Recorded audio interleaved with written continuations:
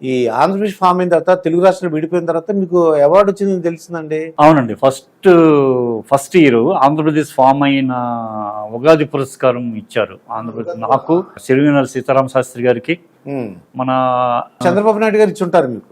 చంద్రబాబు నాయుడు గారు. ఈ తర్వాత ఆయన మన సుబ్బరాయ శర్మ గారు నాటకం ఓకే స్టేజ్, సుబ్బరాయ శర్మ గారికి ఆయన తెలుగు ఇండస్ట్రీలో అప్పుడు ఒక 4-5 వచ్చిందండి అది. నాకు ఎలా వచ్చిందో నాకు తెలియదు. ముఖ్యమంత్రి గారు ఇస్తుంటే ఎంత ఆనందంగా ఉంటుంది మీకు. చాలా బాగా చేశారు కూడా అండి. గవర్నమెంట్ ఆఫ్ ఆంధ్రప్రదేశ్ అప్పుడు ఎక్స్ట్రాడినరీగా చేశారు ఆ function. Ugadi function first time ఒక స్టేట్ గవర్నమెంట్ అంటే విడిపోయిన తర్వాత, స్టేట్ కంబైన్డ్ స్టేట్ విడిపోయిన తర్వాత అక్కడ వాళ్ళు మళ్ళీ నేను అక్కడ బయలుదేరి హైదరాబాద్ వచ్చేదాకా వాళ్ళు ఫాలో అప్ మాత్రం ఎక్స్ట్రాడినరీగా ఉంది. అది పూర్వం అండి ఒకే రోజులో అంటే ఒకే హీరోది 2 సినిమాలు రిలీజ్ అయిన ఒకే రోజు కూడా ఉన్నాయండి. అవును, ఇప్పుడు బాహుబలి, పుష్ప, RRR ఇవన్నీ ఇటువంటి పెద్ద పెద్ద ప్రాజెక్టులు చూస్తుంటే మీకు ఏమనిపిస్తుంది సార్? ఇప్పుడు ఒకటేంటంటే ఇప్పుడు టెక్నాలజీతో మనం మారాలి సార్.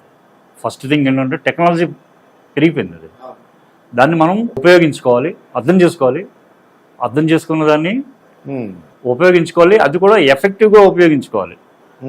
మీకేమవుతుందంటే ఒకసారి టెక్నాలజీ అండి ఇప్పుడు చూడండి, అది సింపుల్ థింగ్ ఏంటంటే ఒకప్పుడు CG work, computer graphics work అంటే చాలా ఎక్స్పెన్సివ్. టెక్నాలజీ పెరిగే కొద్దీ అది షాక్ అయింది. Cheap and best. అప్పుడు మీకు తెలియదు అనుకుంటా గ్రీన్ మ్యాట్లు అవి అప్పుడు తెలియదండి. అప్పుడు అసలు లేవు కూడా గ్రీన్ మ్యాట్ కానీ దిస్ టెక్నాలజీ లేదండి. మీకేంటంటే ఇప్పుడు జురాసిక్ పార్క్ అనేది ఒక అద్భుతం. అది ఆయన చేసింది. జురాసిక్ పార్క్లో డైనోసార్స్ని ఇలా ఉంటాయా అని చెప్పి అందరూ ప్రపంచాన్ని షేక్ అయ్యేలా చేశారు. వాళ్ళు బాగా ఎఫెక్టివ్గా ఉపయోగించుకున్నారు వాళ్ళు. ఆ బాహుబలి విషయంలో కూడా మంచి మనకి పేరు వచ్చింది. టెక్నికల్గా అప్పుడు మీకు ఏంటంటే మీకు టెక్నికల్గా ఒక పెర్ఫెక్షన్ కోసం కావాలి అనుకున్నప్పుడు it will take time and it will take money, it will be expensive. ఓవరాల్గా రిజల్ట్ అనేది ఎక్స్ట్రాడినరీగా ఉండటం కోసమే కష్టం ఇదంతా. ఇప్పుడు ఈ తెలుగు సినిమాలకి ప్రపంచ మార్కెట్ ఉంది కాబట్టి వాళ్ళు ఎక్కువ డబ్బులు సంపాదిస్తున్నారు, సో ఎక్కువ ఖర్చు పెడుతున్నారు. ఇప్పుడు తక్కువ వచ్చేదండి. 100 days ఆడితే కొంత అమౌంట్ 12 కోట్లు వస్తే అది మ్యాసివ్ కలెక్షన్స్ కింద లెక్క అప్పట్లో. ఇప్పుడు 100 crores, 200 crores, 300 crores almost business కోసం దానికోసం వెళ్ళిపోతున్నాయి. పుష్పలో ఎందుకు ఇలాగ చేయి వంకర పెట్టాడు అని అనుకున్నాను అనమాట. ఆ తర్వాత నాకు అర్థం ఎందుకు అలా హీరోకి అలా చేయి వంకర పెట్టి అలాగ నడిపించాడు సినిమా అనుకున్నాను. ఆ తర్వాత అతనికి అవార్డు వచ్చిందండి, బెస్ట్ యాక్టర్. అంటే అదొక క్యారెక్టరైజేషన్స్ ఇలా పెడతారు. డైరెక్టర్ ఎలా ఊహించాడు. ఇప్పుడు వెస్టిండీస్ క్రికెటర్స్ కూడా క్రికెట్ గ్రౌండ్ లో ఆ స్టైల్లో నడవడం, క్రికెటర్స్ కూడా అది ఇమిటేట్ చేశారు. నెక్స్ట్ ఇది ఒకటి అంటే వీళ్ళకి డైరెక్టర్ ఎలా వచ్చిందో ఆలోచన గ్రేట్ అండి. క్యారెక్టరైజేషన్ అంటే అది వాళ్ళ ఏంటంటే ఒక చిన్న స్థాయి నుంచి ఒక స్మగ్లర్ అయ్యే రేంజ్కి వాడు ఎదుగుతాడు. అంటే మన డైరెక్టర్స్ ప్రతి సినిమాకి హీరోకి ఏదో ఒక మేనరిజం అది ఇది ఉంటుందండి.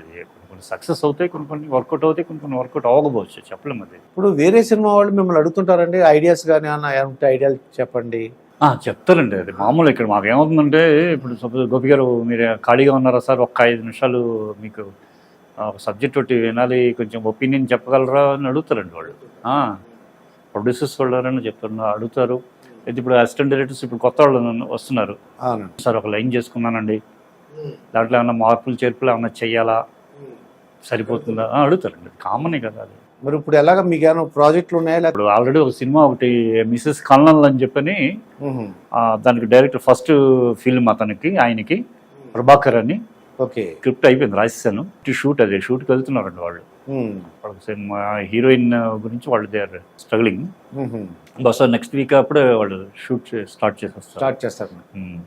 ఆ తర్వాత వచ్చి 2-3 సబ్జెక్ట్స్ ఇచ్చేవాడి. ఒకటి ట్రూజెట్ ఎయిర్లైన్స్ వాళ్ళది, ఒకటి వాళ్ళ అబ్బాయికి అది ఫ్లిక్ 9 మూవీస్ అని అదొక సబ్జెక్ట్. ఒకటి సబ్జెక్ట్స్ మాత్రం నడుస్తున్నాయి. మీ దగ్గర ఇప్పుడు ఎవరన్నా సినిమాలు తీద్దామని అనుకునేవాళ్ళు మీరైనా ఏ విధంగా సాయం చేయగలరు వాళ్ళకి?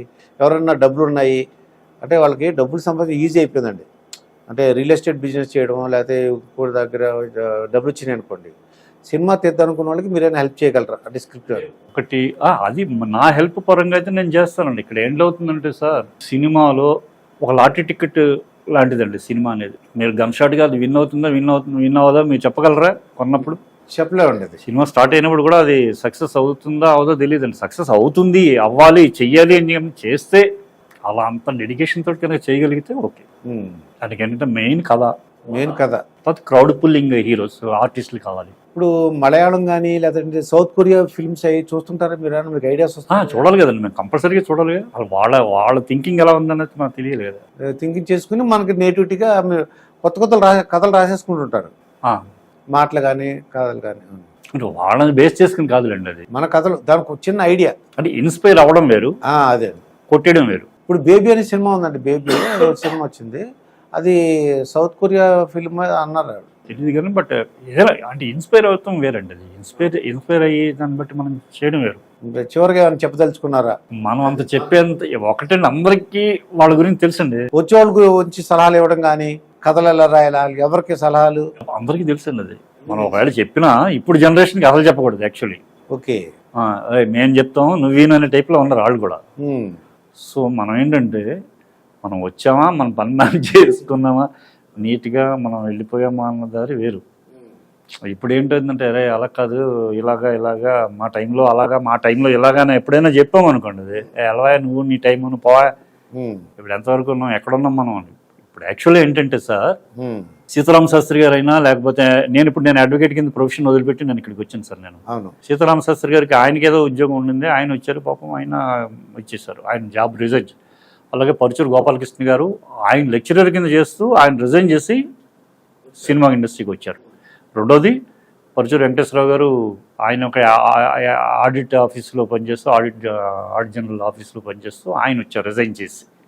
అప్పుడు ఏమైందంటే ఒక ఉద్యోగాలు కానీ లేకపోతే ప్రొఫెషన్స్ కానీ ఇవి వదిలేసి ఫుల్ ప్లెడ్జ్డ్గా వచ్చి ఇక్కడ డెడికేషన్ తోటి పనిచేస్తూ ఉండేది.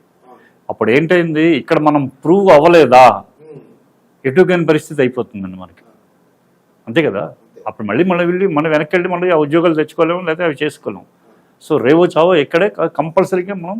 ఇప్పుడు ఏంటంటే యాక్చువల్లీ అప్పుడు మేము ఇది ప్రైమరీ కింద పెట్టుకున్నాం, ఫిల్మ్ స్క్రిప్ట్ రైటింగ్ అన్నామండి. ఇంకోటి ఇప్పుడు ఏంటవుతుందంటే ఒక సినిమాకి వెళ్ళాం, సిట్టింగ్స్ జరుగుతున్నాయి, అతను వచ్చాడు ల్యాప్టాప్ మీద కొడుతున్నాడు, ఏంటి బాబు అని నేను 2 నిమిషాలు చూసాను. మన సిట్టింగ్కి ఇతను ఎవరు కొత్తగా ఉన్నాడు ఇక్కడ, నేను మాట్లాడచ్చా మాట్లాడకూడదా తెలియలే. సరే డైరెక్టర్ని కళ్ళతో అడిగాను ఎవరు అని, అడిగితే ప్రొడ్యూసర్ గారు పంపించారండి. ఏంటి, ఇంకా డైరెక్షన్ డిపార్ట్మెంట్ అన్న, ఆ రైటర్ కింద వచ్చారు ఈయన, మనకేమైనా ఉపయోగపడతాడేమో అని పంపించారండి. ఓకే, మరి ఏంటి చూస్తున్నారు? ఏం లేదండి, ఒక తండ్రి ఒక అమ్మాయితో క్లోజ్గా ఉంటాడు, కానీ తర్వాత తెలుస్తుంది వాడికి కొడుకు ఆ అమ్మాయితో లవ్లో పడతాడని. కొడుకులు లవ్లో పడతాడు, దానికి సంబంధించి అది ఎలా తెలిస్తే బెటర్ అవుతుంది అనేది అడిగాను నేను. దానికి సంబంధించి ఏం చేస్తున్నాడు అని, అదేనండి సీన్స్ చూసి వెతుకుతున్నాను సార్ హాలీవుడ్ ఫిల్మ్స్లో అన్నాడు. అదే బుర్రతో ఆలోచించాలి కదా, నువ్వు క్రియేటివ్ అది కదా కావాల్సింది మనకి, బుర్రతో ఆలోచించాలండి. అది సార్ టైం వేస్ట్. ఏం చేస్తున్నావు అంటే అదేదో టీమ్ మేనేజర్ ఏదో ఒక పోస్ట్ ఎక్సెంచర్ కంపెనీ లాంటిది ఒక డెలైట్ దేంట్లో అతను టీమ్ లీడర్ ఏదో ఉద్యోగం చేస్తున్నానని చెప్పాడు. మరి ఇదేంటి, అది ప్రైమరీ అండి, ఇది సెకండరీ అండి. సెకండ్ ఇన్కమ్ కోసం మేము చెక్ చేస్తారన్నమాట. సెకండ్ ఇన్కమ్ కోసం చేస్తున్నాడు అంట ఇది పని. ఓకే, సినిమా ఇదండి. సినిమా అనేది ఏంటంటే ఒక ఇది ఒక ఆప్షన్ అయిపోయింది యాక్చువల్లీ. నాకు రీసెంట్గా ఒక ఇంటర్వ్యూ చూసానంటే, మీకు చాలా డబ్బులు అంటే మీరు అప్పుడు కష్టపడి పేరు సంపాదించాలని అనుకున్నా కానీ డబ్బులు గురించి పాటు పడలేదు. మీ ఫ్రెండ్ ఎవరో చెప్తున్నారు, రమేష్ గారు అయితే డబ్బులు మీరు అందరికి ఇచ్చేసిన డబ్బులే 2 కోట్లు ఎంతో రావాలి వెనకంటున్నారట. ఏం మామూలు కదా, ఇక్కడ 2 to 3 crores ఏదో ఉంటుంది అన్నాడు. ఓకే, అది నేను చూసాను, ఆ ఇంటర్వ్యూ కూడా నేను చూసా. అంటే డబ్బులు వచ్చినాయి అలా ఇచ్చేసారు ఎవరికాళ్ళకి. ఎవరు అడిగారు నాకు డబ్బులు ఎవరో 50,000 అన్నారు అనుకోండి, ఇచ్చేయడం వాడికి. అప్పుడు మాకేం అవసరాలు ఏమి ఉండేవి కాదు. మా పెళ్ళిళ్ళు అవ్వాలా, అవును, ఫ్యామిలీకి వాళ్ళు they are well off at their homes, వాళ్ళు పొలాలు ఉన్నాయి. ఓకే, ఇప్పుడు అంటే మాకు ఎగ్గొట్టిన అమౌంట్స్ కూడా చాలా ఉన్నాయని చెప్పుకుంటాడు వాడు. దాంట్లో ఏదైనా మీరు కష్టపడ్డారు సార్. మీ ఫ్రెండ్స్ చూస్తుంటాం అక్కడ పెద్ద పెద్ద ఆఫీసర్లే ఉన్నారు, జడ్జిలుగా ఉన్నారు. మీరు ఈ ఫీల్డ్ లో ఉన్నారు. ఓకే అండి, ఇది పర్లేదు, నాకు దీంట్లో ఒక తృప్తి, సాటిస్ఫాక్షన్. అయితే మరొక ఈ సినిమా మీరు తీసి కొత్తగా ప్రాజెక్ట్ రిలీజ్ అయిన తర్వాత మళ్ళీ ఇంకొక ఇంటర్వ్యూ ఇద్దరు కానీ మళ్ళీ ఒకసారి కలుసుకుందాం. చాలా మంచి విషయాలు ఇచ్చారండి. ఇదండి గోపి గారితో జరిగిన ఇంటర్వ్యూ. మరొక ఇంటర్వ్యూతో మీ ముందుంటాను. మీ మాస్టర్ దుర్గా ప్రసాద్. నమస్కారం సార్.